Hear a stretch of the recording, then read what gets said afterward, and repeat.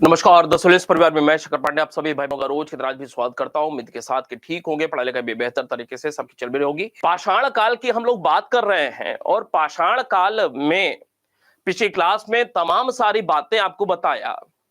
बहुत सारे लोग कुछ कंफ्यूजन की स्थिति में भी दिखाई दिए। वो कंफ्यूजन की स्थिति उनको इस वजह से है क्योंकि उन्होंने इस प्रकार से पढ़ा है पहले, जहां कहीं भी पढ़ा हो पहले किताब भी पढ़ा होगा तो गाइड फॉर्म वाली किताब पढ़ लिया होगा। एक विस्तृत जो समझ होती है ना, वह समझ नहीं बना पाए। जैसे एक उदाहरण लेते हैं, मैंने आपको कहा कि या किताबों में लिखा हुआ है कि एक प्रश्न बनता है ना कि पाषाण काल का पहला उपकरण किसे प्राप्त हुआ था। पाषाण काल शब्द यूज कर रहे हैं तो बहुत सारे लोग कहेंगे कि पाषाण काल का पहला उपकरण लिंगसुगुर से प्राप्त हुआ था 1842 वाला। बहुत सारे लोग कहेंगे 1860 में ही प्राप्त हो गया था, 1859-60 में ला मसूरे को। मैं कहूंगा कि नहीं, जब आप अच्छे से पढ़ाई करते हैं ना और शब्द पे ध्यान रखना है, मैं कहूंगा जैसा किताबों में लिखा भी हुआ है कि पाषाण काल का पहला उपकरण जो प्राप्त हुआ था, पाषाण काल शब्द यूज कर रहा हूं फिलहाल अभी, तो वह रॉबर्ट ब्रूसफुट को ही प्राप्त हुआ था 1863 में। ठीक है, और उसमें समय को लेकर के भी समस्या है। कुछ किताबों में 13 मई का डेट है और कुछ जगहों पे वह भी मैंने देखा 30 मई लिखा हुआ है। फिर नेट पर जाकर के सर्च किया तो नेट पर भी मुझे 13 मई दिखाई दिया। तो बहुत सारी दुविधा की स्थिति दिखाई देती है और ऐसे सिर्फ यहीं पे नहीं है, बहुत सारे मुद्दों में प्राचीन भारत के संदर्भ में बहुत सारी जगहों पे ऐसी दुविधा की स्थिति दिखाई पड़ती है। और जब आप एक वृहत पैमाने पर अध्ययन करते हैं ना, तो ये सारी दुविधाएं अपने आप से क्लियर होती जाती हैं, स्पष्ट होती जाती हैं। मैंने कहा कि पाषाण काल, और मैं अपने से इतिहास निर्माण नहीं कर रहा हूं, मैं भी कहीं पढ़ता हूं, वही तो आपको बताता हूं। पाषाण काल का पहला उपकरण जो प्राप्त हुआ वह रॉबर्ट ब्रूसफुट को ही प्राप्त हुआ 1863। उसके पहले 1842, 1853 जॉन इवांस, फिर 1856 ला मसूरिये को ही, 1859-60 अगेन ला मसूरिये को ही। तमाम सारे उपकरण उसके पहले भी प्राप्त हो रहे हैं, लेकिन मैं कह रहा हूं कि 1842 वाला भूल जाना है।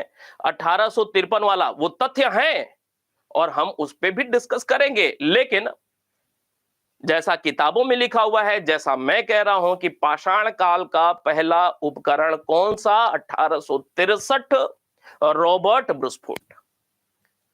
और मैं ऐसा क्यों कह रहा हूं, किताबों में भी ऐसा लिखा हुआ है, लेकिन अच्छी जो प्रामाणिक किताबें हैं ना, उसमें इसका एक्सप्लेनेशन भी दिया हुआ है, बिल्कुल प्रसंग के हिसाब से उसका एक्सप्लेनेशन किया हुआ है कि आखिर ऐसा लिखा गया तो क्यों लिखा गया। 1842 वाले को वह महत्व नहीं प्राप्त हुआ, 1853 वाला जॉन इवांस, उसको उतना महत्व प्राप्त नहीं हुआ। 1856 ला मसूरिये मध्य प्रदेश जबलपुर के निकट न्यागुड़ी नामक स्थान से चौट पत्थर का उसको उपकरण प्राप्त हुआ, उसको उतना महत्व प्राप्त नहीं हुआ। आप खुद सोचिए कि रॉबर्ट ब्रूसफुट को इतना महत्व क्यों प्राप्त हुआ। कुछ ना कुछ तो दम है ना उसके काम करने के तरीके में। लिंगसुगुर को उतना नाम क्यों नहीं प्राप्त हुआ 1842 वाला, समझिए और सोचिए। भाई, प्राग इतिहास पुरातत्व का प्रथम साक्ष्य तो वही मिल रहा है 1842 में ही, लेकिन इतिहास में या राष्ट्रीय स्तर पे या अंतरराष्ट्रीय स्तर पे 1842 वाले को इतना महत्व क्यों नहीं प्राप्त हुआ। ला मसूरिये का नाम सबकी जुबान पे क्यों नहीं है। 1856, 1859-60 का दौर, रॉबर्ट ब्रूसफुट को सारे लोग जानते हैं, उसको महत्व प्राप्त हुआ। क्यों महत्व प्राप्त हुआ, यह भी जानने की जरूरत है। समझिएगा, कुछ बहुत काम की बात से शुरुआत कर रहा हूं और बहुत आसान हो जाएगा चीजों को समझ पाना। कुछ बेसिक सी जानकारी आपको देता हूं, उसके बाद हम लोग क्लास पे आएंगे। समझिएगा कि 1960 तक 1960 तक 1960 लिखा हुआ है, ध्यान रखिएगा। और कहीं कहीं 1860 1960 में अगर लिखने में कहीं मेरे से अगर चूक हो जाए ना, तो उसे क्षमा कर दिया करिए, ठीक है, क्योंकि गति में काम करने पर कभी कभी हो जाता है, ठीक है। तो जुबान और लेखनी दोनों को मिला लिया करें और इतना आप समझ बनाए रखे होंगे। 1960 तक, बहुत महत्वपूर्ण बात, 1960 तक भारतीय पाषाण काल या प्राग इतिहास के संदर्भ में क्या मान्यता रही। भारतीय प्राग इतिहास के संदर्भ में बात कर रहे हैं। 1960 तक भारतीय प्राग इतिहास या प्राग इतिहास या पाषाण काल कह लें के संदर्भ में मान्यता क्या रही, के संदर्भ में मान्यता यह थी, 1960 तक की बात बता रहे हैं। 1960 क्या मान्यता थी कि पूरा पाषाण काल जो था, पूरा पाषाण काल अर्थात पूर्व पाषाण काल को ही क्या कहा जाता था, पाषाण काल कहा जाता था। पाषाण काल कहा जाता था, माना जाता था। याद रहेगी बात। 1960 तक यह स्थिति रही। करते हैं 1960 तक भारतीय, अंतरराष्ट्रीय की बात नहीं कर रहे हैं। 3 समस्याएं हैं, पाषाण काल को जानना है तो 3 समस्याएं हैं। एक, जो इतिहासकार हैं वह कैसे समय को डिफाइन कर रहे हैं। एक, जो भूगर्भ वैज्ञानिक हैं वो समय को डिसाइड कैसे कर रहे हैं। इतिहासकार प्राक इतिहास, आद्य इतिहास और ऐतिहासिक चरण इस संदर्भ में बात करते हैं। जो भूगर्भ वैज्ञानिक हैं, पुरातत्वविद हैं, वह पाषाण काल, कांस्य काल और लौह काल की बात करते हैं, ठीक है। और जो एक तीसरी समस्या है वह यह कालक्रम के निर्धारण को लेकर के। हमने 1776 में 18वीं सदी के लास्ट में पीएफ सुहम का नाम सुना था नहीं, जिसने कोपेनहेगन संग्रहालय की सामग्री के आधार पर 3 भागों में वर्गीकरण किया था और उसी को आधार बना करके कुछ किताबों में 1836 लिखा हुआ है, कुछ जगहों पे 1816 लिखा हुआ है। सीजे टॉमसन, उन्होंने उसी वर्गीकरण को सबके सामने प्रस्तुत किया। डेनमार्क के ही रहने वाले थे। इसके बाद हमने देखा हुआ था एडवर्ड लॉटरेट का नाम। 1870 के दशक में उन्होंने क्या किया, ये जो पूरा पाषाण काल था उसको 3 भागों में बांट दिया था। उसके ठीक पहले, लॉटरेट के पहले, हमने देखा प्री हिस्टोरिक टाइम्स किताब लिखी गई। 1863-65 का दौर, 65 एग्जैक्ट है, जॉन लुबाक के द्वारा प्री हिस्टोरिक टाइम्स। और उसमें 2 भागों में प्राक इतिहास को बांटा जा रहा है। पहला पूरा पाषाण, नव पाषाण, नहीं 1865 का दौर, पूरा पाषाण और नव पाषाण, पूरा पाषाण और नव पाषाण। 1865 पूरा पाषाण और नव पाषाण, इसका मतलब कि अभी न तो मध्य पूरा पाषाण काल का उद्भव हुआ है, इस शब्दावली का प्रयोग किया जा रहा है 1865 तक की बात अगर करें तो, उच्च पूरा पाषाण और नव पाषाण, क्लियर है ना बात। जॉन लुबाक प्री हिस्टोरिक टाइम्स, वो प्री हिस्टोरिक टाइम्स है, अंतरराष्ट्रीय स्तर पे काल निर्धारण के संदर्भ में किताब लिखी गई है, भारत के संदर्भ में नहीं। उसमें पूरा पाषाण और नव पाषाण, यही तो विभाजन है ना। इसका मतलब यह है कि 1865-70 के दशक तक मध्य पूरा पाषाण काल, ध्यान से सुनिएगा समझिएगा, उच्च पूरा पाषाण काल, मध्य पाषाण काल, इन तीन का कहीं नामो निशान ही नहीं है, अभी ये शब्द गढ़े ही नहीं गए। क्यों भाई, बात स्पष्ट है। प्री हिस्टोरिक टाइम्स जॉन लुबाक दो भागों में, पूरा पाषाण और नव पाषाण, और हमें पता है कि पूरा पाषाण काल को भी तीन भाग में बांटा जाता है, निम्न पूरा पाषाण काल, मध्य पूरा पाषाण काल, उच्च पूरा पाषाण काल। ये तीनों विभाजन अभी गायब है, 1865-70 के दशक की बात। और इसके साथ साथ पूरा पाषाण के बाद सीधे नव पाषाण, इसका मतलब मध्य पाषाण जो बीच वाला संक्रमण का फेज है वह भी गायब है। तो कुल 5 जो फेजेज हैं, निम्न पूरा पाषाण, उच्च पूरा, मध्य पूरा पाषाण, उच्च पूरा पाषाण, मध्य पाषाण, नव पाषाण, ये जो 5 हैं, 25 लाख से लेकर के मोटे तौर पे 3000 ईसा पूर्व तक, इनमें से सिर्फ 2 का प्रयोग हो रहा है, 2 शब्दावली का प्रयोग हो रहा है, और बाकी के 3 अभी उद्भव ही नहीं हुए हैं, शब्द ही नहीं गढ़े गए हैं। यहां तक तो कोई समस्या नहीं है ना।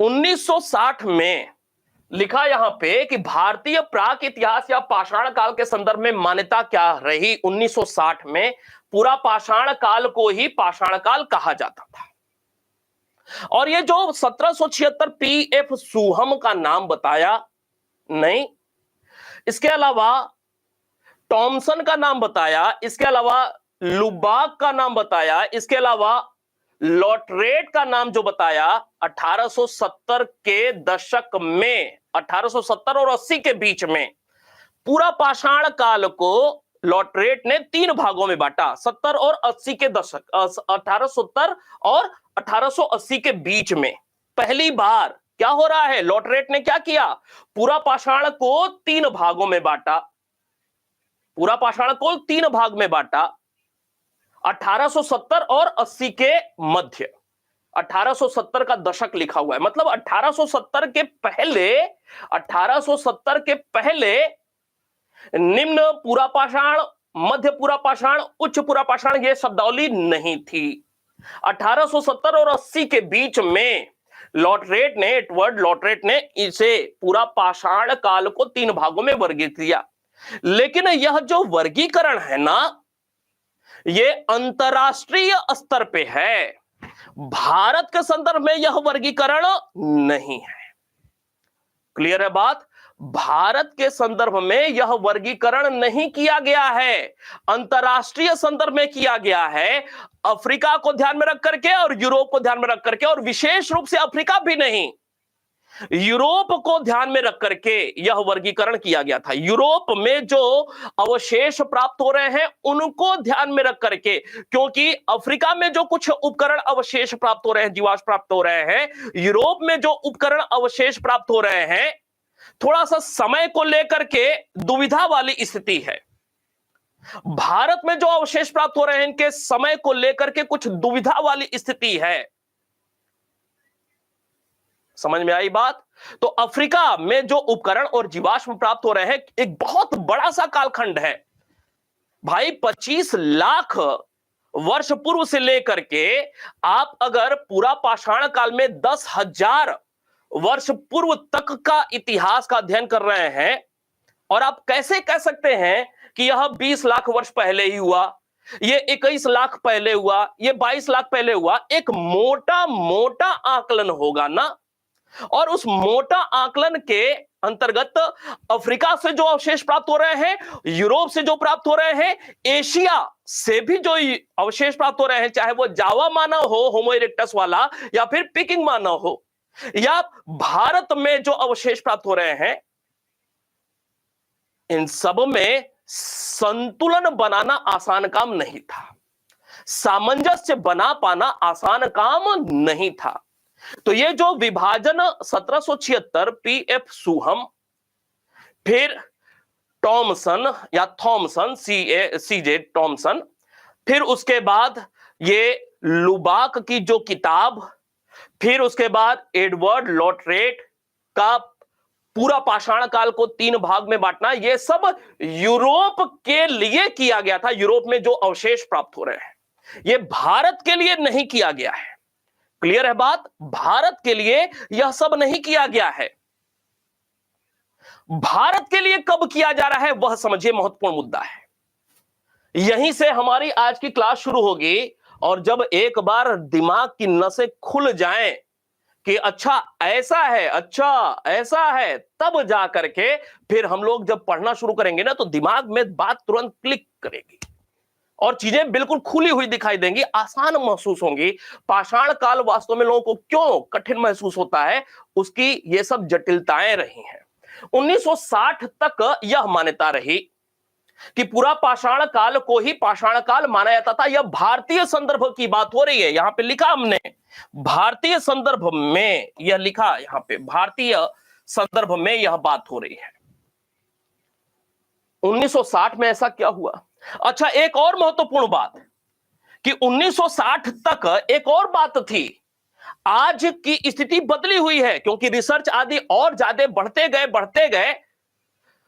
आपको याद है कि जो ये प्लिस्टोसीन काल है ना, हमारा प्लिस्टोसीन काल को मोटे तौर पे ये जो पूरा पाषाण काल है ना, 20 प्लिस्टोसीन काल का मतलब क्या है? 20 लाख से शुरुआत, भाई तृतीयक युग। प्लिस्टोसीन काल में आपको बताया कि 20 लाख से शुरुआत होकर के मोटे तौर पे लगभग 40,000 तक जाता है ये, नहीं?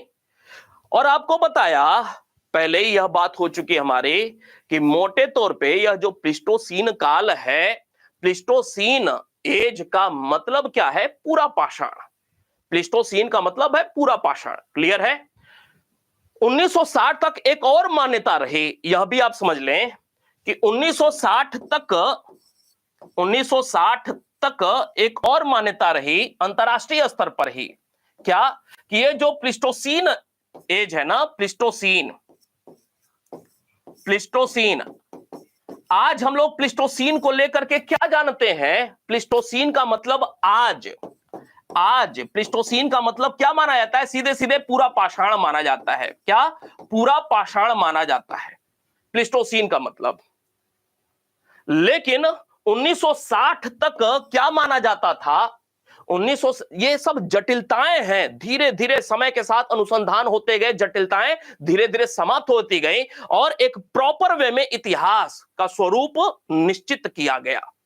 1960 तक प्लिस्टोसीन एज जो था ना, इसे क्या माना जाता था? इसे कहा जाता था पूरा पाषाण एंड मध्य पाषाण। ये अंतरराष्ट्रीय स्तर की बात कर रहे हैं। मतलब आज स्थिति बदली हुई है, अर्थात मध्य पाषाण को प्लिस्टोसीन एज के अंतर्गत ही रखा गया था। जबकि आपको जानकारी है, वर्तमान स्थिति यह है ना कि मध्य पाषाण कहने का मतलब क्या है कि लगभग 10,000 ईसा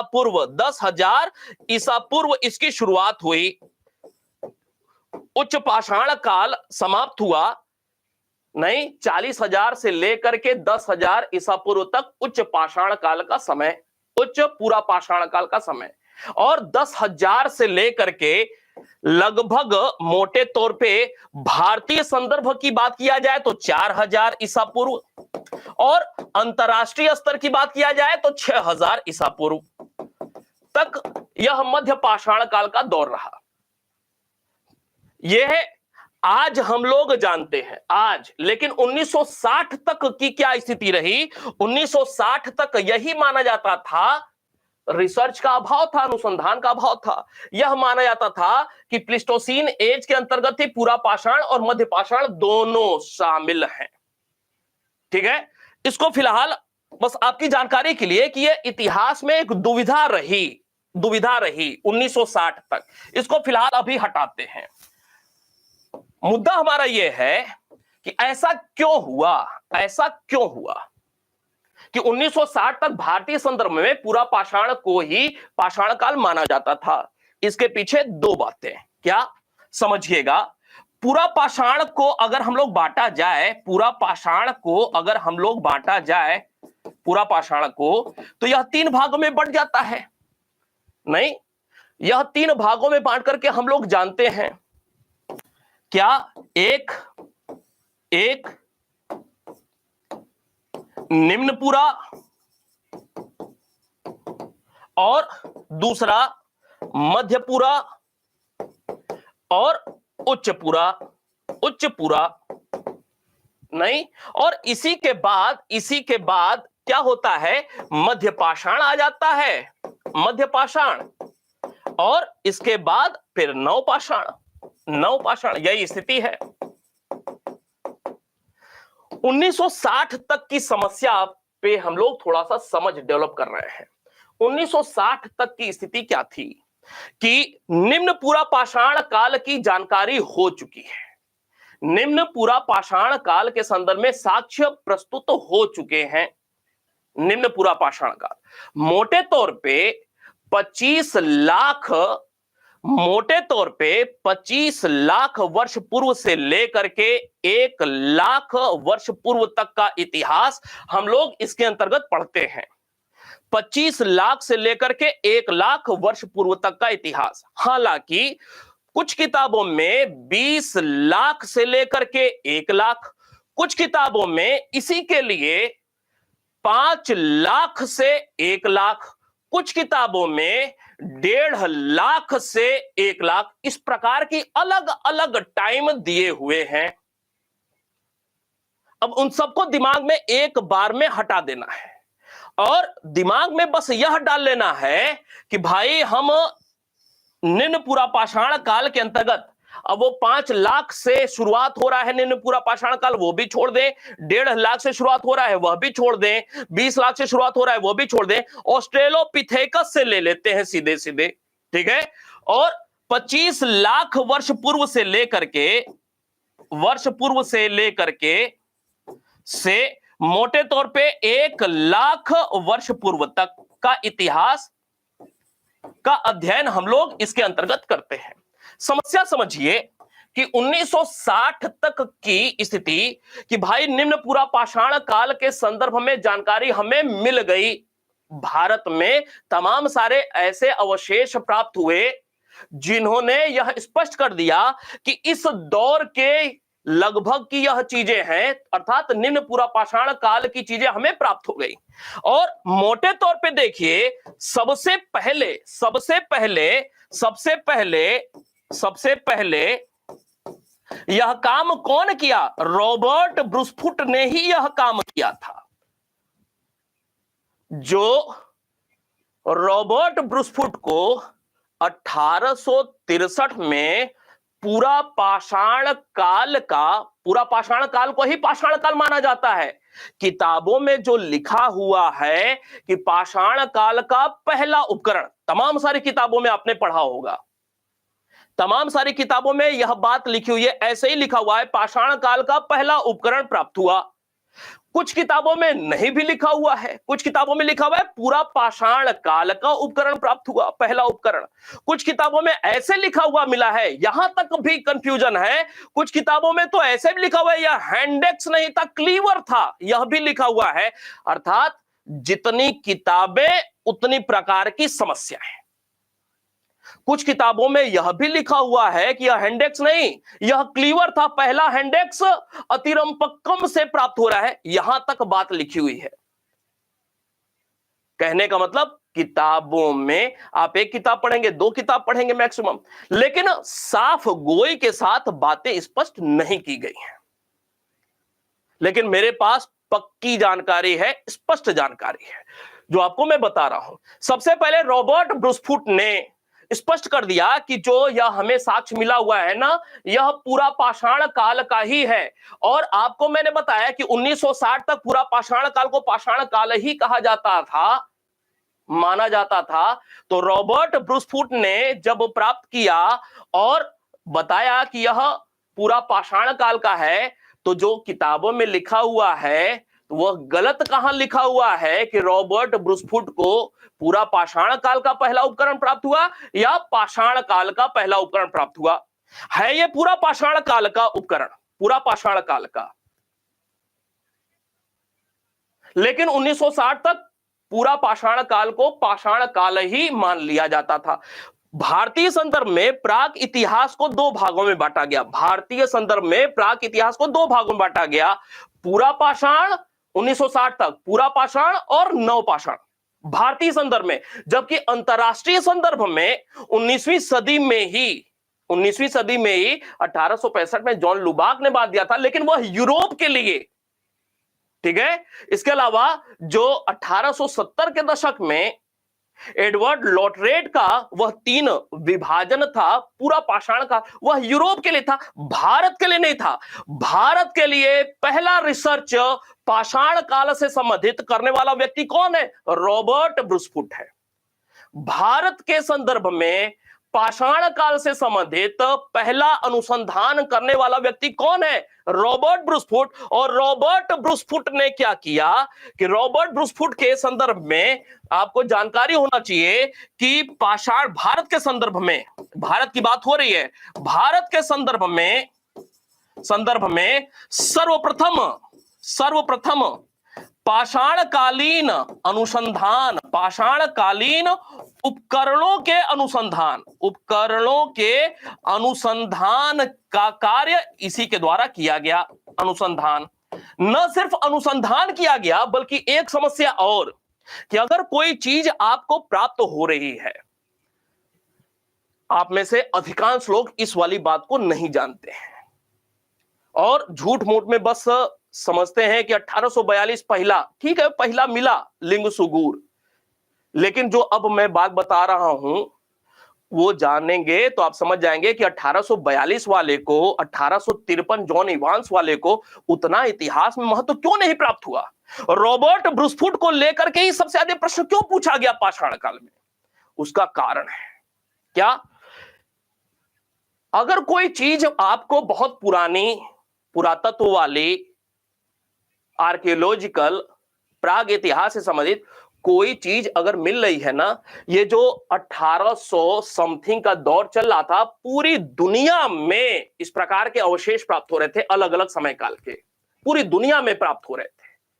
तो सबकी निगाहें थी भी, सबसे पहले संस्कृति का उद्भव कहां हुआ, सभ्यता का उद्भव कहां हुआ, मानव प्रजाति सबसे पहले कहां पैदा हुई, तर्क वितर्क का। और चूंकि यूरोप का पूरी दुनिया पर शासन था, तो यूरोप वाले, अब साइंस पुनर्जागरण की वजह से साइंस उनके यहां डेवलप किया हुआ था पहले से, तो वो लगातार प्रयास में थे कि हम यह किसी भी तरीके से सिद्ध कर दें कि मानव सभ्यता की शुरुआत यूरोप से हुई है, मानव प्रजाति का सबसे पहले आविर्भाव यहीं से हुआ है। और उन्होंने अफ्रीका को दरकिनार करके फ्रांस और जर्मनी से जो अवशेष प्राप्त हुए उसके आधार पर यह सिद्ध भी कर दिया था एक समय यूरोप के लोगों ने कि मानव प्रजाति की शुरुआत यूरोप से ही हुई। उन्होंने यह सिद्ध कर दिया कि जो पहला उपकरण प्राप्त हो रहा है मानव प्रजाति से संबंधित, वह यूरोप से ही प्राप्त हो रहा है। लेकिन दुर्भाग्यवश कुछ ही समय बीता नहीं कि जावा से, इंडोनेशिया जावा द्वीप, और उसके कुछ ही समय बाद, कुछ वर्षों के बाद बीजिंग से डॉक्टर साहब को मिल गया अवशेष। नहीं, जावा होमो इरेक्टस प्रजाति के ही रहे, जावा और पीकिंग, जैसे ही यह अवशेष मिले, लेकिन ये कब मिल रहे हैं? ये 1800 समथिंग में नहीं, 1900 समथिंग में, 1929 1935 का दौर था, काफी बाद में मिल रहे हैं। और जैसे ही यह मिले तो फिर यूरोप वासियों की बोलती बंद, यूरोप के जो विद्वान थे उनकी बोलती बंद। उनको लगा कि एशिया जावा और पीकिंग, एक ही प्रकार की यहां से उपकरण प्राप्त हुए, एक ही प्रकार के, दूरी बहुत है, पीकिंग और जावा में दूरी बहुत है, लेकिन एक ही प्रकार के उपकरण प्राप्त हो रहे हैं। यूरोपवासियों की बोलती बंद। अब कुछ समय के लिए यह लिखा जाने लगा कि मानव की आद्य जन्मस्थली या सभ्यता की शुरुआत, मानव प्रजाति की शुरुआत जावा से पीकिंग मानव, जावा मानव या पीकिंग मानव के रूप में, होमो इरेक्टस के रूप में हुआ। लेकिन कुछ समय के बाद रिसर्च और आगे बढ़ा और बातें बदलती रहीं। अंततः यह मान लिया गया यूरोपवासियों के द्वारा, अंततः यह मान लिया गया कि अफ्रीका ही आद्य जन्मस्थली है, अफ्रीका ही आद्य जन्मस्थली है। लेकिन जब रॉबर्ट ब्रूसफुट को प्राप्त हुआ, रॉबर्ट ब्रूसफुट को 1863 में प्राप्त हुआ और रॉबर्ट ब्रूसफुट ने अनुसंधान भी किया, उस पर रिसर्च का काम भी किया और रॉबर्ट ब्रूसफुट ने उसको सूचीबद्ध भी कर दिया। अंतरराष्ट्रीय जो मंच होता है उसको सूचीबद्ध भी करा दिया कि हमें यह मिला है और यह इतने समय काल पुराना है, सूचीबद्ध करा दिया। यह जो सूचीबद्ध कराया ना, सूचीबद्ध कराना, जो भी उपकरण मिल रहे हैं वह सूचीबद्ध कराना, यह बहुत महत्वपूर्ण शब्द है। भाई आप पढ़ रहे हैं तो किसी न किसी संस्था में नॉमिनेट होंगे ना,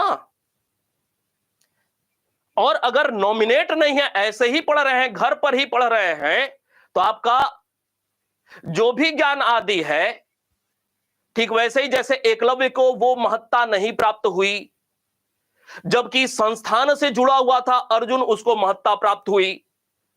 ठीक है, तो वैसी स्थिति 1842 वाला सूचीबद्ध नहीं किया गया, उस पे उतना अनुसंधान नहीं हुआ, हुआ तो बहुत बाद में जाकर के अनुसंधान हुआ और पता चला कि 1842 में लिंगसुगुर से जो प्राप्त हुआ था वो तो उस समय काल का है। 1853 में जो जॉन इवांस को प्राप्त हुआ, ये बाद में पता चला जब रिसर्च हुआ, प्राप्त हुआ 1853 में ही। ठीक वैसे ही जैसे 1867 में, समझिएगा बात, 1867 में विंध्य क्षेत्र से सीएल कार्लाइल को मध्य पाषाणिक उपकरण, मध्य पाषाण काल का उपकरण प्राप्त हुआ। समझिएगा खेल कितना अजीब है। 1867 में प्राप्त हो गया था, यह परीक्षा वाला प्रश्न है, लेकिन समझने वाली बात क्या है कि 1867 में मध्यकाल का, मध्य पाषाण काल का कोई कॉन्सेप्ट ही नहीं था, मिल गया 1867 में, बहुत बाद में जाकर के रिसर्च हुआ, उस पर रखा गया है, वो उपकरण रखा गया है, तो पता चला कि यह तो मध्य पाषाण काल का है। ठीक है, उसको सूचीबद्ध बाद में कराया गया। तो सूचीबद्ध जब तक नहीं कराया जाएगा तब तक आपकी खोज का कोई महत्व नहीं है।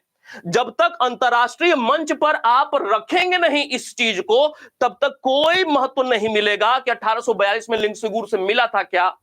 महत्व मिलेगा भी कब, जब बात आगे काफी समय बढ़ जाएगी, कुछ रिसर्च होगा, तब पता चलेगा अच्छा 1842 में जो मिला हुआ था वो तो इस समय काल का है। 1867 में जो सीएल कार्लाइल को मिला था उस समय तो हम नहीं समझ पाए, 1870 में कुछ मिला हमें, लेकिन 20, 30, 40 वर्ष बाद रिसर्च हो रहा है, तब पता चला अच्छा ये तो मध्य पाषाण काल का है। 1867 में तो मध्य पाषाण काल का, मध्य पाषाण, मध्य पूरा पाषाण नहीं, मध्य पाषाण, मध्य पाषाण काल का भी कोई कॉन्सेप्ट नहीं था किसी को। समझ में आ रही है बात? तो आपको बताना चाह रहा था कि रॉबर्ट ब्रूसफुट को जो पूरा पाषाण काल का पहला हैंडेक्स उपकरण प्राप्त हुआ, किताबों में जो लिखा हुआ होता है कि पाषाण काल का यह पहला उपकरण प्राप्त हुआ, वह बिल्कुल सही लिखा हुआ है। क्यों? क्योंकि 1863 में उसे प्राप्त हो रहा है, उसने कुछ समय के बाद अनुसंधान भी किया, उस पर सूचीबद्ध भी कर दिया उसे कि हमें मिला हुआ है, तो उसको महत्व प्राप्त हुआ, लोगों का ध्यान उस पर बरबस गया। क्लियर है बात यहां तक? और तो और न सिर्फ उपकरणों का अनुसंधान कर रहा है, उसे सूचीबद्ध करा रहा है रॉबर्ट ब्रूसफुट, बल्कि इसके साथ एक और काम कर रहा है। क्या? पिछली क्लास में आपको बताया था कि रॉबर्ट ब्रूसफुट को क्या क्या प्राप्त हुआ? लगभग 4,400 के आसपास तो स्थल, गांव में खोज हो रहा है। 400 के आसपास तो इसको पुरातात्विक स्थल प्राप्त हुए, 400 के आसपास। और जो उपकरण प्राप्त हुए, उपकरण, वह लगभग 4,000 के लगभग इसको पाषाण उपकरण प्राप्त हुए थे। किसको? रॉबर्ट ब्रूसफुट को। रॉबर्ट ब्रूसफुट को लगभग 4,000 की संख्या में उपकरण प्राप्त हुए थे, जबकि लगभग 400 के आसपास इसने स्थलों की खोज की थी कि यह प्राक ऐतिहासिक स्थल है, पाषाणकालीन स्थल है। और जो ये 4,000 के लगभग उसे पाषाण उपकरण प्राप्त हुए, जीवाश्म आदि कुछ जो भी प्राप्त हुआ, एक प्रश्न और, कहां पे रखा गया है आज? तो यह आज चेन्नई संग्रहालय में सुरक्षित है। कहां पे? चेन्नई संग्रहालय में सुरक्षित है। चेन्नई संग्रहालय को बेच दिया था उसने कुछ पैसे में, ठीक है, चेन्नई संग्रहालय में है। तो न सिर्फ रॉबर्ट ब्रूसफुट पाषाणकालीन उपकरणों का अध्ययन कर रहा है, अनुसंधान कर रहा है, इन्हें सूचीबद्ध कर रहा है, बल्कि इसके साथ साथ उसने इनका कालक्रम भी निर्धारित किया। कालक्रम निर्धारित करने का भी कार्य कर रहा है, निर्धारित किया। यह तीन बात एक साथ कर रहा है रॉबर्ट ब्रूसफुट। आपको बताया था पिछली क्लास में, टेरीपुरा स्थल की खोज किसने किया? और रॉबर्ट ब्रूसफुट ने, टेरीपुरा स्थल। फिर इसके अलावा आपको यह भी बताया था कि रॉबर्ट ब्रूसफुट ही वह व्यक्ति है जिसने कुर्नूल, आंध्र प्रदेश, कुर्नूल जिला में गुफाओं की भी खोज किया था, प्राक ऐतिहासिक काल का ही। कुर्नूल की गुफाएं, जिसे बेलम की गुफाएं भी कहा जाता है, जिसे बिलासुरगम, वह गांव है बिलासुरगम। कई किताबों में आपको बिलासपुर गांव भी लिखा मिल जाएगा, बिलासपुर, ठीक नहीं है वह शब्द, बिलासुरगम शब्द, वह गांव एग्जैक्ट है बिलासुरगम। बिलासुरगम की गुफाएं या बेलम गुफाएं, वर्तमान में उसे ही कुर्नूल की गुफाएं कहा जाता है, इसे भी इन्होंने ही खोजा हुआ था। क्लियर है बात? तो न सिर्फ ये सारी चीजें खोलें, इसके साथ साथ एक बात और बताया था कि राख का टीला भी इन्होंने, जो इनके समक्ष राख के टीले से संबंधित अवशेष पहुंचे, तो इन्होंने अपने रिसर्च के आधार पर रॉबर्ट ब्रूसफुट ने बताया कि यह किस काल का है। वह पूरा पाषाण काल का नहीं बताया, रॉबर्ट ब्रूसफुट ने कहा कि यह नव पाषाण काल का है, अर्थात कालक्रम निर्धारण का भी यह कार्य कर रहे हैं। तो इनको जब मिला, इनको जब 1863 में साक्ष्य मिला, तो इन्होंने इसे घोषित कर दिया कि यह पूरा पाषाण काल का है। ये जो हैंडेक्स इन्हों प्राप्त हुआ था ना, हैंडेक्स, तो इन्होंने स्पष्ट कर दिया कि यह पूरा पाषाण काल का है। अपने अनुसंधान के आधार पर स्पष्ट कर दिया कि यह पूरा पाषाण काल का है, और 1960 तक पूरा पाषाण काल को ही पाषाण काल माना जाता था, यही पाषाण काल होता था। तो जो किताबों में लिखा हुआ है ना कि पाषाण काल का पहला उपकरण तमाम सारी किताबों में लिखा हुआ है, वह रॉबर्ट ब्रूसफुट को प्राप्त हुआ था, यह इस तरीके से बिल्कुल सही लिखी हुई बात है, ठीक है। हालांकि इसके पहले भी तमाम सारे साक्ष्य मिले हुए हैं, अभी उस पर भी हम लोग बात करते हैं। इस पे हम लोग बात कर रहे थे कि 1960 तक ये इतनी समझ वाली बातें हैं ना, आपको इस विषय के साथ आगे जाना है तो ये सारी समझ वाली बातें जानना बहुत जरूरी है। तो 1960 तक यह स्थिति रही कि पूरा पाषाण काल को ही पाषाण काल कहा जाता था। ऐसा क्यों था समझिएगा, बिना किसी जल्दीबाजी के बिल्कुल इत्मीनान से पढ़ते चले जाएं।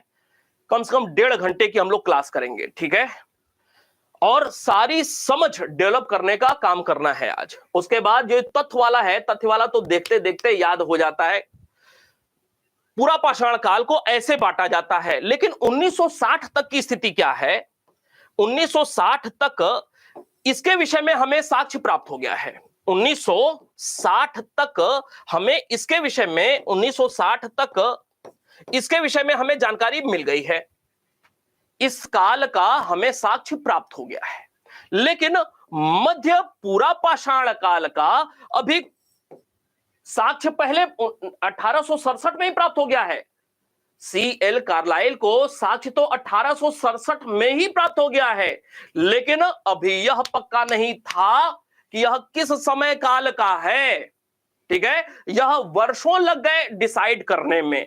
ठीक है, और यह जो मध्य पाषाण काल है कॉन्सेप्ट, यह सबसे बाद में आने वाला कॉन्सेप्ट है। आपको पिछली क्लास में बताया था कि एडवर्ड लॉटरेट ने पूरा पाषाण काल को 3 भागों में बांट दिया था।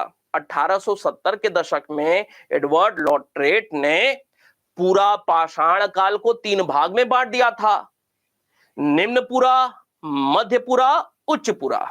और 1870 एडवर्ड लॉटरेट के ठीक पहले 1865 में जॉन लुबाक ने प्री हिस्टोरिक टाइम्स में पूरा पाषाण काल और नव पाषाण काल कर दिया था, लेकिन मध्य पाषाण काल अभी गायब है। यह शब्दावली अभी प्रयोग में नहीं आ रही है।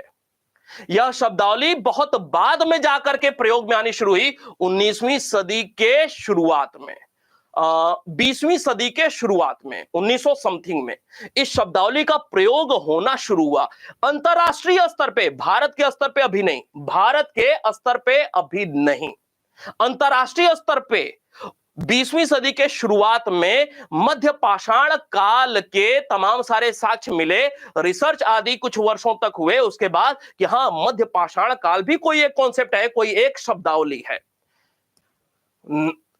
पूरा पाषाण काल शब्दावली, नव पाषाण काल शब्दावली, इसके अलावा 1870 आते आते निम्न पूरा पाषाण, मध्य पूरा और उच्च पूरा, ये सारे शब्दावली 1870 के दशक तक आ चुके थे, लेकिन मध्य पाषाण वाली शब्दावली बहुत बाद में जाकर के प्रयोग की जानी शुरू हुई, अंतरराष्ट्रीय स्तर पे, भारत के स्तर पे नहीं।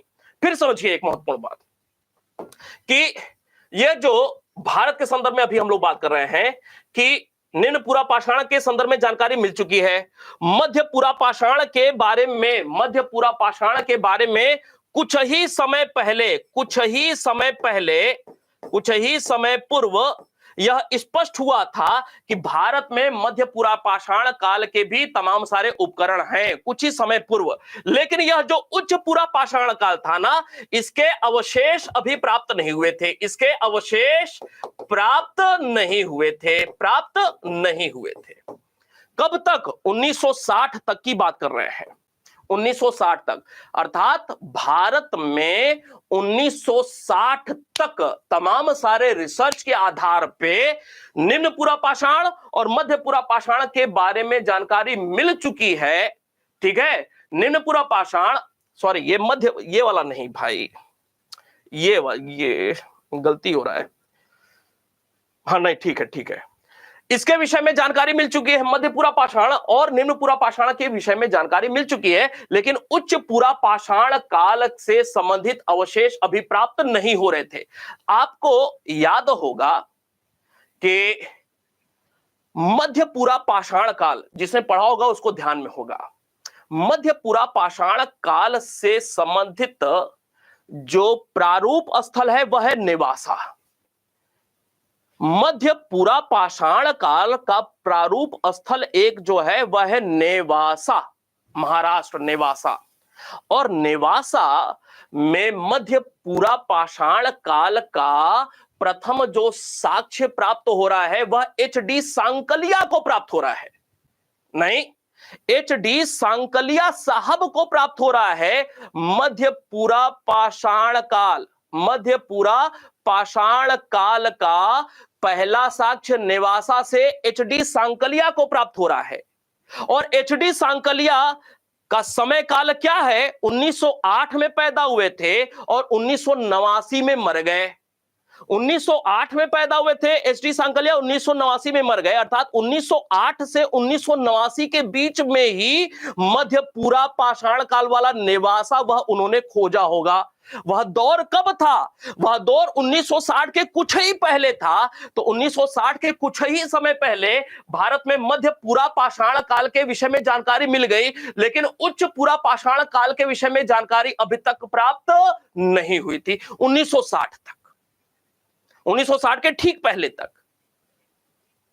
लेकिन तमाम सारे लोग लगे हुए थे, तमाम सारे लोग लगे हुए थे, और 1960 के आसपास, 1960 के आसपास उच्च पूरा पाषाण काल के भी अवशेष मिलने प्राप्त हो गए थे। 1960 के आसपास, 1960 के आसपास मध्य पूरा पाषाण काल के भी अवशेष मिलने प्राप्त हो गए।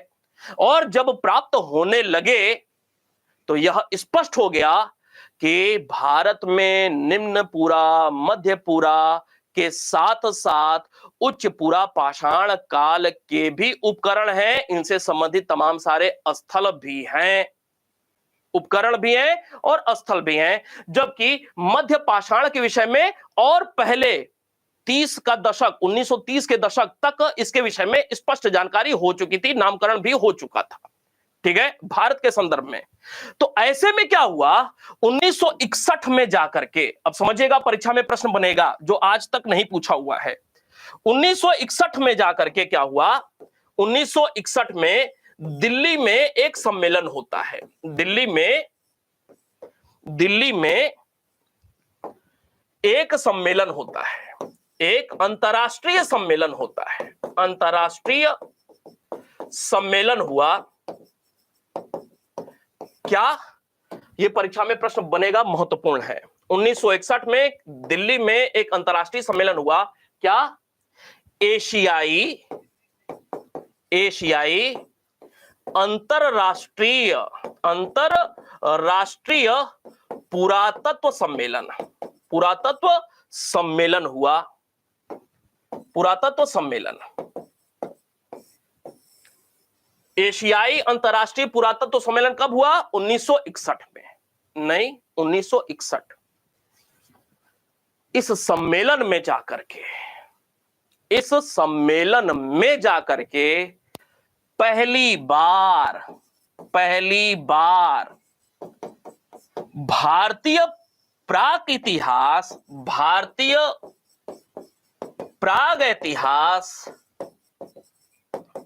या पाषाण काल का स्पष्ट वर्गीकरण किया गया। काल का स्पष्ट वर्गीकरण किया गया। स्पष्ट वर्गीकरण कब जाकर के? 1961 में अंतर्राष्ट्रीय एशियाई पुरातत्व सम्मेलन में पहली बार जाकर के भारतीय प्राग इतिहास का, पाषाण काल का स्पष्ट वर्गीकरण किया गया। भारत का, भारतीय पुरातत्व के संदर्भ में 1961 क्या किया गया? किया यह गया क्योंकि अब उच्च पूरा पाषाण काल के भी उपकरण प्राप्त हो चुके थे, ठीक है। 1960 के लगभग उच्च पूरा पाषाण काल के उपकरण मिलने लगे। तो अब किया गया क्या? पूरा पाषाण और पूरा पाषाण काल के अंतर्गत 3 विभाजन किया गया, निम्न, मध्य और उच्च पूरा पाषाण। इसके साथ साथ यह पहली बार वर्गीकरण 1961 में हो रहा है। पहली बार भारतीय पुरातत्व के संदर्भ में, भारतीय प्राग इतिहास के संदर्भ में पहली बार इस प्रकार का वर्गीकरण कब? 1961 में। जबकि अंतरराष्ट्रीय या यूरोप के लिए यह वर्गीकरण, आपको पता है, अगर यहीं पे हम लोग बात करें कि यूरोप के लिए यह वर्गीकरण सबसे पहले कब, यूरोप के लिए यह वर्गीकरण सबसे पहले कब किया गया?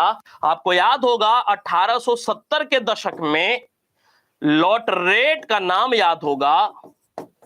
एडवर्ड लॉटरेट ने किया था, लेकिन वह यूरोप के संदर्भ में था, भारत के संदर्भ में नहीं।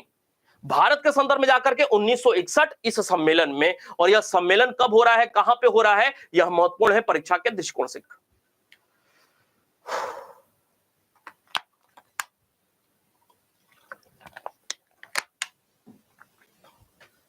उम्मीद करूंगा कि निश्चित रूप से पाषाण काल के कालक्रम भारतीय और अंतरराष्ट्रीय के संदर्भ में जो किताबों में मिक्स कर दिया जाता है ना, अब उन सारी चीजों से आप मुक्त हो रहे होंगे।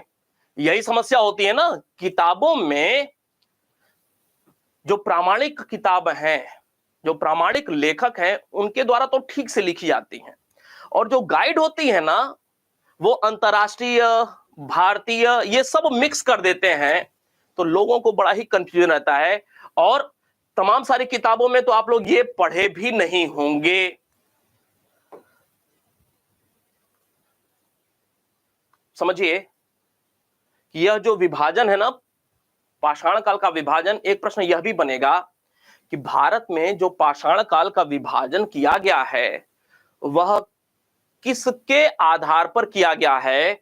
तो यूरोप में जो प्रचलित वर्गीकरण की प्रणाली थी ना, उसको आधार बना करके किया गया है। और एक और महत्वपूर्ण बात, ये जो वर्गीकरण पूरा पाषाण काल का ऐसे है ना, यूरोप में ऐसे ही किया गया था और उसी को भारत में भी लागू कर दिया गया, वही प्रणाली को लागू कर दिया गया। लेकिन अफ्रीका महाद्वीप के संदर्भ में इस प्रकार के शब्दों का प्रयोग नहीं किया गया है। अफ्रीका महाद्वीप के लिए ये जो वर्गीकरण है ऐसे नहीं है। क्या है, इसको अलग शब्द प्रयोग किया गया है। अफ्रीका महाद्वीप के संदर्भ में इसको कहा गया है, या तो वर्गीकरण भारत और यूरोप के लिए हो गया, लेकिन अफ्रीका की अगर बात किया जाए तो यह शब्द अफ्रीका के प्राग इतिहास के संदर्भ में इस प्रकार के शब्दों का प्रयोग नहीं किया गया है। वहां के संदर्भ में किस प्रकार के, निम्न को कहा गया है पूर्व, पूर्व पूरा पाषाण। अफ्रीका के संदर्भ में मध्य को मध्य ही रहने दिया है, और उच्च को उत्तर शब्द का प्रयोग किया गया है, लेटर शब्द का प्रयोग किया गया है। अर्थात आप कई बार किताबों में देखते होंगे कि निम्न भी यूज किया है, पूर्व भी यूज किया है, और तमाम सारे लोगों को यह भी नहीं पता होता है अलग अलग क्यों प्रयोग किया जा रहा है। यूरोप में यह शब्द प्रयोग किया गया, निम्न, मध्य, उच्च, लोअर, मिडल और अपर, लोअर, मिडल और अपर शब्द का प्रयोग किया गया यूरोप में, और वही चीज भारत में। लेकिन अफ्रीका के संदर्भ में पूर्व शब्द का प्रयोग किया गया, प्री, ठीक है, मध्य, मिड, उत्तर, लेटर शब्द का प्रयोग किया गया। अब निश्चित रूप से आप समझ गए होंगे कि निम्न, मध्य और उच्च, और पूर्व, मध्य और उत्तर शब्द का प्रयोग किनके किनके संदर्भ में किया गया है। बात को आगे ले चलेंगे।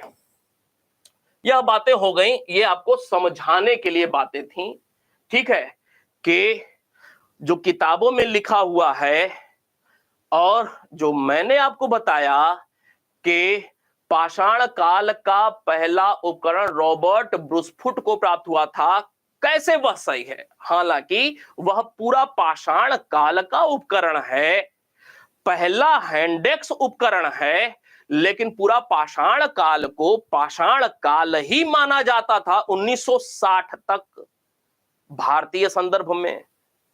यही कारण है कि किताबों में ऐसे लिखा हुआ मिलता है। बात को आगे ले चलते हैं। आपको यह जानकारी है कि ये जो रॉबर्ट ब्रूसफुट है, रॉबर्ट ब्रूसफुट, अब कुछ दूसरी बातें। रॉबर्ट ब्रूसफुट के संदर्भ में पिछली क्लास में तमाम सारी बातें आपको बताया, बहुत काम की। रॉबर्ट ब्रूसफुट को भारतीय प्राग इतिहास का जनक कहा जाता है। नहीं, प्राग इतिहास का जनक कहा जाता है। प्रिमरोज को 1842 लिंग सुगुर को नहीं कहा गया, जबकि पहला 1842 में मिल गया था ना उपकरण। लेकिन प्रिमरोज 1842 लिंग सुगुर को, जिनको पहला प्राक ऐतिहासिक उपकरण प्राप्त हुआ था, उनको भारतीय प्राग इतिहास का जनक नहीं कहा गया, जनक इनको कहा गया। क्यों? क्योंकि प्रिमरोज ने या जॉन इवांस ने या ल मैसूरिये ने, इन लोगों ने अनुसंधान कार्य नहीं किया, सूचीबद्ध कराने का कार्य नहीं किया, काल निर्धारण का कार्य नहीं किया। यह अंतर पड़ गया। इन्होंने व्यवस्थित क्रमबद्ध अध्ययन की शुरुआत की, काल निर्धारण करने का कार्य किया, अनुसंधान किया, काल क्रम निर्धारित कर रहे हैं, सूचीबद्ध करा रहे हैं। यही कारण है कि इन्हें भारतीय प्राक इतिहास का जनक कहा जाता है। भारतीय पुरातत्व अनुसंधान की शुरुआत इन्होंने ही की। भारतीय पुरातत्व को नृतत्व शास्त्रीय रूप प्रदान करने का कार्य, शब्द को सुनिएगा, भारतीय पुरातत्व को एंथ्रोपोलॉजिकल बात कर रहे हैं, नृतत्व शास्त्रीय रूप प्रदान करने का कार्य किसने किया? उपकरण को मानव के साथ कि यह वाला उपकरण है और इस प्रकार के मानव के द्वारा उपयोग किया जाता था, मतलब उपकरण और जो जिसके द्वारा यूज किया जा रहा है अनुसंधान के आधार पे। ठीक है, नृतत्व शास्त्रीय रूप भारतीय पुरातत्व को इन्होंने ही दिया। आपको बताया शॉर्ट में 5 मिनट में, एक बार रिवाइज। 1851 में भारतीय भूवैज्ञानिक सर्वेक्षण की स्थापना हुई। 1851। 1858 में रॉबर्ट ब्रूसफुट की एंट्री भारतीय भूवैज्ञानिक सर्वेक्षण में। वो कहानी आपको बता दिया, 4 लोगों वाली, एक निपट गए थे तो इनकी एंट्री होती सहायक के रूप में। 1858 में भारतीय पुरातत्व भूवैज्ञानिक सर्वेक्षण में इनकी एंट्री होती है, GSI। 1861 में भारतीय पुरातत्व सर्वेक्षण की स्थापना होती है, ASI की। नहीं, आपको यह भी बताया कि 1863 में पूरा पाषाण काल का पहला हैंडेक्स इन्हीं को प्राप्त हुआ और 1960 तक पूरा पाषाण काल को ही पाषाण काल कहा जाता था।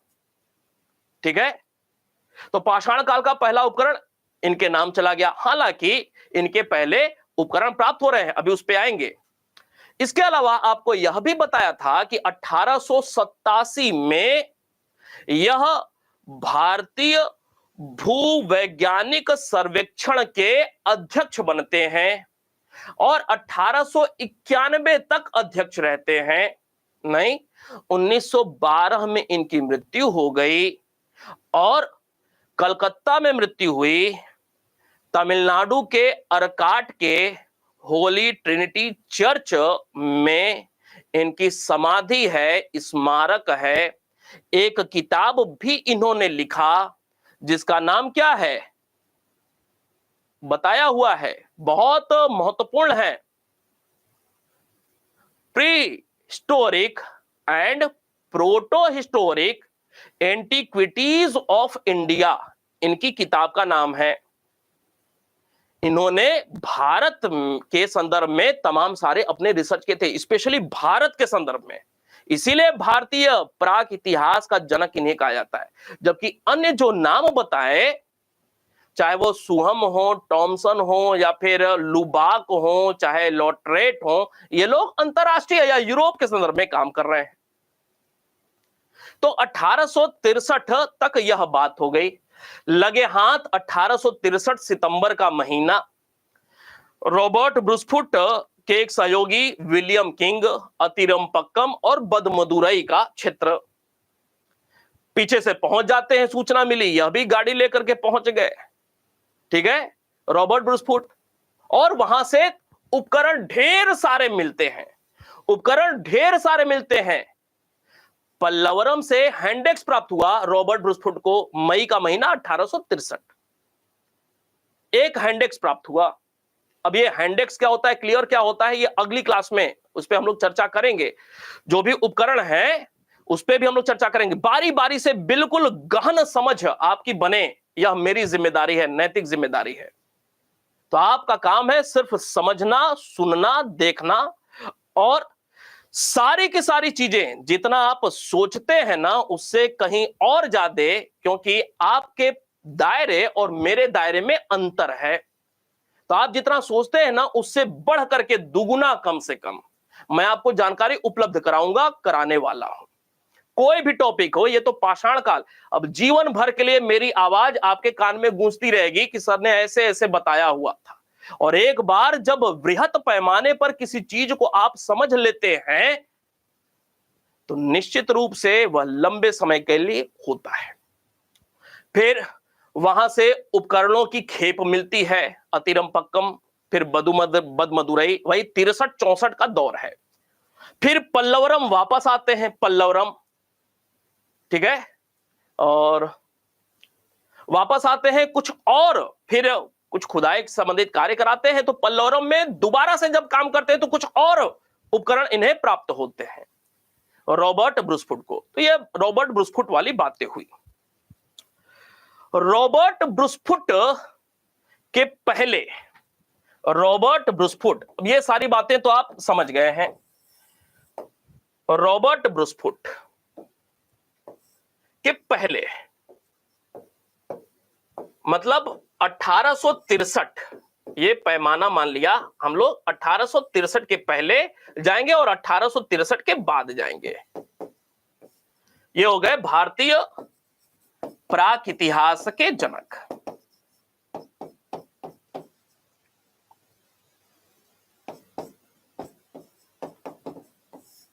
के जनक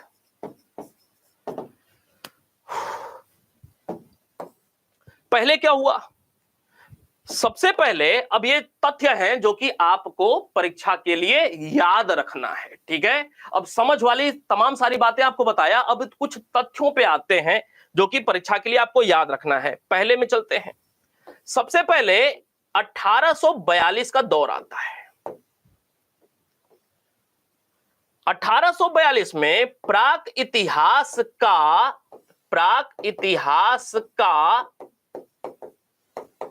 प्रथम उपकरण प्राप्त होता है।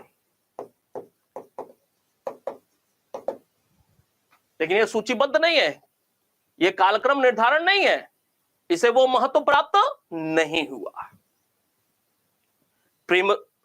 ये रॉबर्ट ब्रूसफुट को ही महत्व प्राप्त हो रहा है। क्यों? अभी उस पर भी हम लोग बात करेंगे। इन्हीं को सबसे पहले इतना महत्व क्यों प्राप्त हुआ।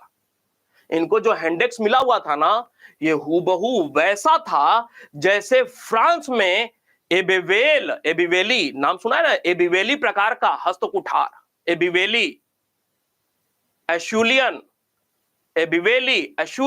ये सब नाम आपने सुना होगा। अगली क्लास में इस पे बात करेंगे। एबिवेल एक जगह है, वहां से जैसा हस्तकुठार प्राप्त हुआ था ना, हैंडेक्स प्राप्त हुआ था, हूबहू वो वाला हैंडेक्स, हूबहू वैसा ही रॉबर्ट ब्रूसफुट को प्राप्त हुआ था। तो जैसे ही 1873 में वियना में अंतरराष्ट्रीय प्रदर्शनी में इसको रखा ना इन्होंने, लोगों की आंख फट गई कि अरे, जो फ्रांस में मिला हुआ था हूबहू वही चीज लेकर के आ गया ब्रूसफुट तो।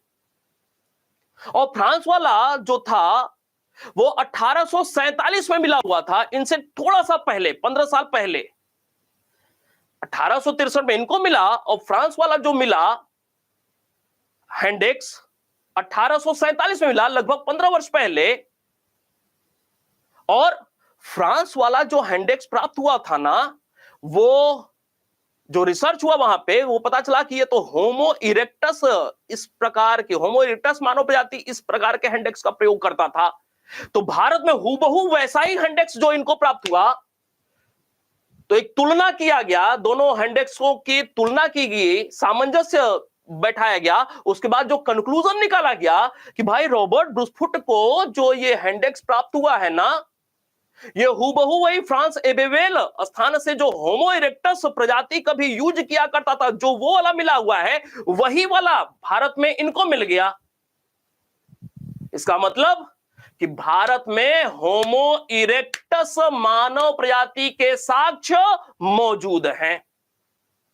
ये मानव प्रजाति पे हम लोग चले गए, मतलब कि मानव प्रजाति के अंतर्गत भारत में होमो इरेक्टस के साक्ष्य हैं।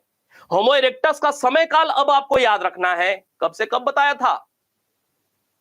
होमो इरेक्टस के संदर्भ में आपको यह भी बताया था कि बोरी से भी साक्ष्य मिल गया और लगभग 14 लाख वर्ष पूर्व जा रहा है। तो यूरोप के लोगों की, चूंकि भारत को गुलाम बना करके रखा हुआ था और तमाम सारे ऐसे देशों में गुलामी की स्थिति, अब गुलाम वाले क्षेत्र से कुछ इस प्रकार की चीजें, सभ्यता और संस्कृति संबंधी चीजें मिल रही हैं और यह पता चल रहा है कि यूरोप से पहले के ये लोग पुराने लोग हैं और यूरोपवासी अपने उपनिवेशों में श्वेत नस्ल पर भार का कॉन्सेप्ट दे रहे थे कि गॉड ने हमें पृथ्वी पर सबसे पहले भेजा कि जो काले टाइप के लोग हैं ना, उनको हम लोग सभ्य बनाए। तो इनका जो श्वेत नस्ल पर भार वाला कॉन्सेप्ट था ना यूरोपियंस का, वो तो फेल होता दिखाई दे रहा है, क्योंकि उनसे पहले हम लोग सभ्य हैं, उनसे पहले हम लोगों ने कल्चर डेवलप कर लिया हुआ है, हमारे बाद यूरोप में कल्चर का डेवलप हो रहा है। तो उनके कान खड़े हो गए थे। ठीक है, फिलहाल तो 1842 में प्राक इतिहास का प्रथम उपकरण प्राप्त हुआ। तथ्य है कुछ, इसमें ध्यान देते हैं। किसे प्राप्त हुआ? प्रिमरोज को प्राप्त हुआ। किसको? प्रिमरोज को। कहां से प्राप्त हुआ? लिंगसुगूर, कर्नाटक लिंगसुगूर से प्राप्त हुआ। नहीं, 1800 कब की बात है? 42 की बात है। फिर 1853 में जॉन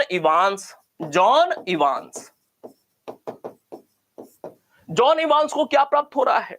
तो जॉन इवांस जब एक दिन मध्य प्रदेश के जबलपुर क्षेत्र में जब नर्मदा नदी घाटी क्षेत्र में थे, तो इन्हें एक पत्थर पर कुछ चित्र जैसी आकृति प्राप्त हो रही है। ठीक है, और इन्होंने ये जो पाषाण संबंधी जो चित्र प्राप्त हो रहे हैं उनको प्रकाशित किया हुआ था, अर्थात पाषाण चित्रण को प्रकाशित करने का कार्य किया था। तो एक चीज और निकल करके आ गई आगामी परीक्षा के लिए कि पाषाण काल से संबंधित सबसे पहले किसी तथ्य को प्रकाशित करने वाला, पब्लिश करने वाला व्यक्ति कौन? यह नहीं है, प्रिमरोज नहीं है। प्रकाशित सबसे पहले कौन कर रहा है? John Evans. एक नए प्रकार का प्रश्न। क्लियर है? इसके बाद 1856 का वर्ष आया। 1856 में मध्य प्रदेश के वही नर्मदा वाले क्षेत्र में ही न्यागुडी नामक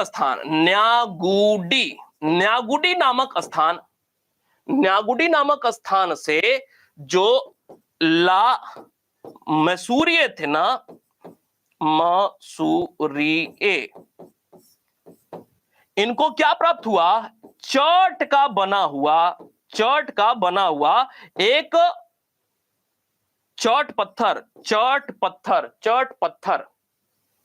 जबकि पूरा पाषाण काल में अधिकांश जो उपकरण प्रयोग होते थे वह क्वार्टजाइट पत्थर के प्रयोग होते थे, स्फटिक पत्थर के प्रयोग होते थे, जो चिट्टलपेट जिला के पल्लवरम गांव से रॉबर्ट ब्रूसफुट को पूरा पाषाण काल का पहला उपकरण प्राप्त हुआ था, हैंडेक्स, वह भी स्फटिक का था, अर्थात क्वार्टजाइट पत्थर का था। ठीक है, तो यहां पे चर्ट पत्थर का बना हुआ एक तीर प्राप्त हो रहा है। तीर कैसा होता है? तीर ऐसे होता है ना, तीर ऐसे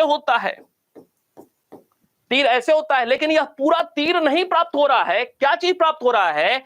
इसका ये वाला हिस्सा है ना, ये ऐसे पत्थर का बना हुआ इस आकार का, ये प्राप्त हो रहा है, ऐसे प्राप्त हो रहा है। समझ में आई बात? अर्थात तीर फलक प्राप्त हो रहा है, तीर रूपी फलक प्राप्त हो रहा है। और तो और ये जो तीर वाला फलक है ना, ये जो 1842 में लिंगसुगुर से प्रिमरोज को प्राप्त हुआ था। यह क्या प्राप्त हुआ था? तो यह भी यही वाला था। क्या प्राप्त हुआ था? यह भी यही चीज प्राप्त हुआ था। ये जो तीर फलक है ना, तीर का अग्रभाग, तीर का अग्रभाग, ये पीछे वाला भाग गायब है, तीर ये प्राप्त हुआ था। एंड छुरा, पत्थर का बना हुआ छुरा प्राप्त हुआ था। क्लियर है बात? छुरा प्राप्त हुआ था पत्थर का, प्रिमरोज को भी लिंगसुगुर से। और यहां पे चर्ट पत्थर का बना हुआ तीर फलक प्राप्त हो गया किसको? ला मैसूरी को 1856। जबकि 1856 के बाद अगला वर्ष 1859-60 का जो दौर है, 59-60, ये कौन थे? यह रेलवे में एक अभियंता थे, रेलवे कर्मचारी हैं। याद रखिएगा, रेलवे कर्मचारी हैं, रेलवे अभियंता हैं। ठीक है, रेलवे डिपार्टमेंट। 1859-60 का दौर, बेलनटोन्स घाटी जो है, इस क्षेत्र में इनको पॉलिशदार, क्या? पॉलिशदार कुल्हाड़ी प्राप्त हुई। पॉलिशदार कुल्हाड़ी, पॉलिशदार कुल्हाड़ी। और याद रखें कि कोई भी पाषाण उपकरण जिन पर पॉलिश किया गया हो, चमकाया गया हो, रगड़ रगड़ करके चमकाया गया हो, पॉलिश किया गया हो, वो पॉलिशदार कोई भी ऐसे पाषाण उपकरण नव पाषाण काल से संबंधित है, नव पाषाण काल से संबंधित है। तो नव पाषाण काल से संबंधित प्रथम साक्ष्य जो प्राप्त हो रहा है वह 1859-60 के दौर में ला मैसूरिये को ही प्राप्त हो रहा है। किसको? ला मैसूरिये को ही प्राप्त हो रहा है ये वाला। एक बात और, 1863 में पूरा पाषाण काल से संबंधित प्रथम साक्ष्य रॉबर्ट ब्रूसफुट को प्राप्त हुआ। ठीक है, कोई समस्या नहीं है।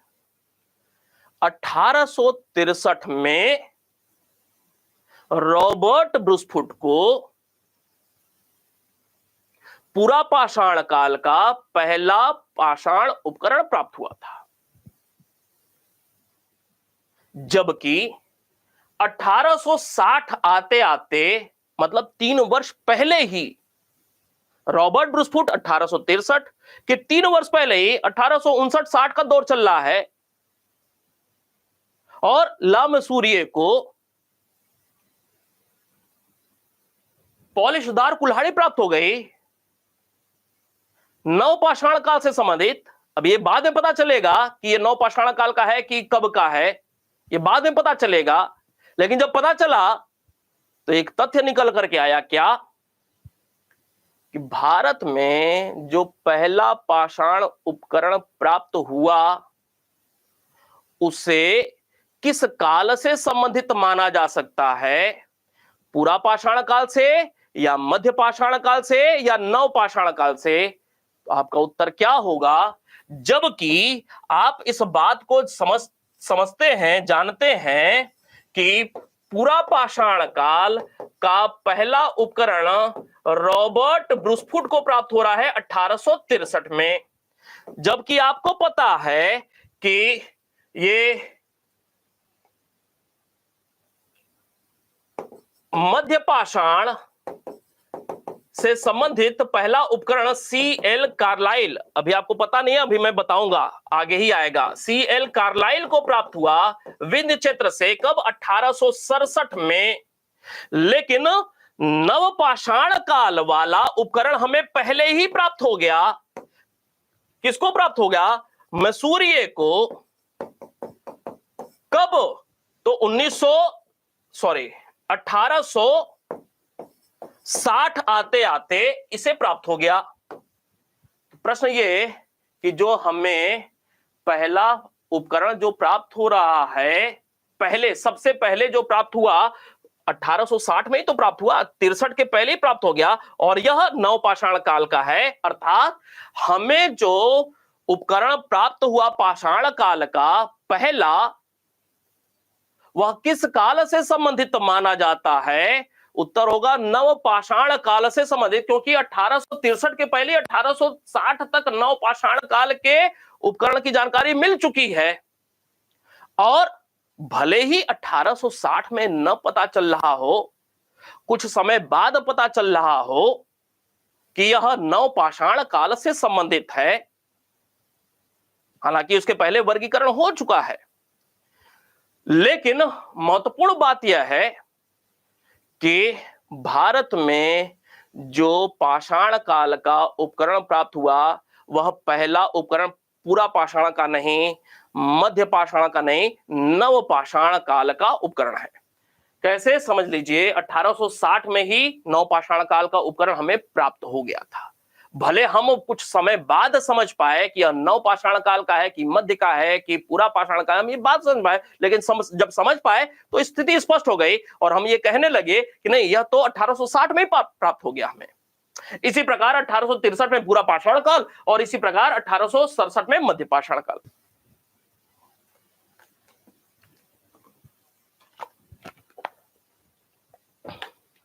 अभी इसको इतने पे रोक लेते हैं, यहां से फिर हम लोग कल आगे बढ़ेंगे। कल हम लोग यहां से आगे बात को ले चलेंगे।